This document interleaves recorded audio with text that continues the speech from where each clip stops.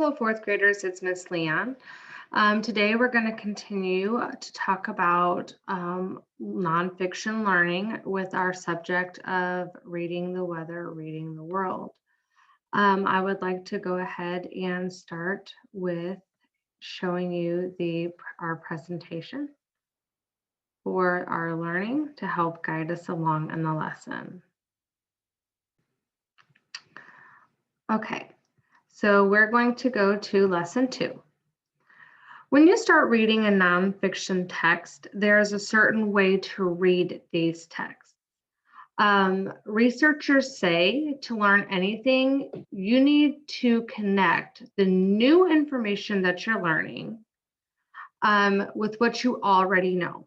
So when we start reading our nonfiction texts, what we're going to do is we're going to kind of center ourselves around the text by doing what they call a book walk. So we're not going to just jump right in and start reading. What we're going to do is we're going to kind of study the cover, the front of the text, and then we're going to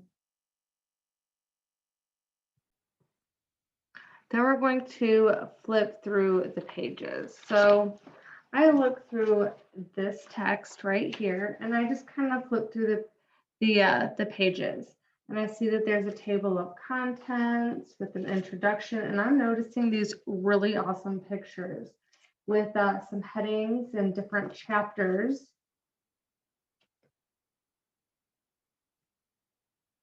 Diagrams.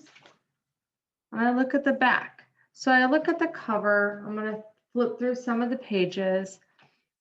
And I'm going to just look at some of the text features, which are really important when you are reading a nonfiction text. Again, I cannot stress that enough. You don't just jump right in there and read, you just kind of dig around. I'm noticing right here that this specific text actually has an index, which is really cool because I can find like a topic from within the text and go straight to where they are talking about that topic. For example, like if I wanted to know something more about wildfires, it says right here, I can go to page 23 and it will tell me more about wildfires. So that's pretty cool. So when you get a nonfiction text, your job is to kind of do a book walk and poke around and look and see what it has on the inside, on the cover, the front, table of contents, the glossary, the index. Use all those different kinds of text features that we just talked about before. So after that, we have to take what this new book is about and we have to sit there and connect that with what we already know about it and what we think we're going to learn from this new book. And then we're like, I wonder. And we use what we know and what we kind of might be figuring out to see what it's making us think about. What do we wonder? What do we want to learn? So how do we make this switch from waiting at the dentist kind of reading where you're bored and you're like, and you're just kind of like flipping through pages to reading to learn? Well, first, again, we do the book walks where we pay attention to the headings and the topic sentences. So that way we're really getting into this and starting to study what's inside this text or this book. And then we can make ourselves some KWLH charts. What do I know? What do I want to know? What did I learn? Or how can I find out some information that I want to learn?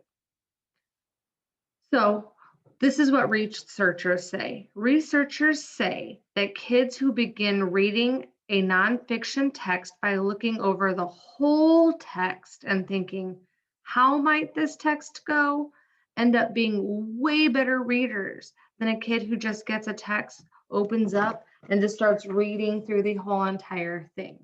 So that would be a little overwhelming because there's a lot of things to read in here.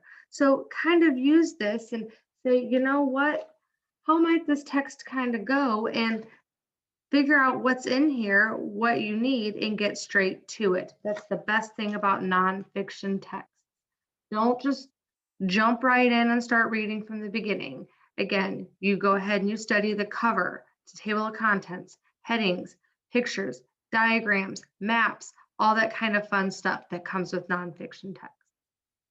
So again, to read nonfiction well, we need to make sure that we're making connections to our texts and that we're previewing those texts and doing those picture walks to take that prior knowledge about any topic that you're reading and then maybe connecting to what you may be learning in this new text and scan for the different text features.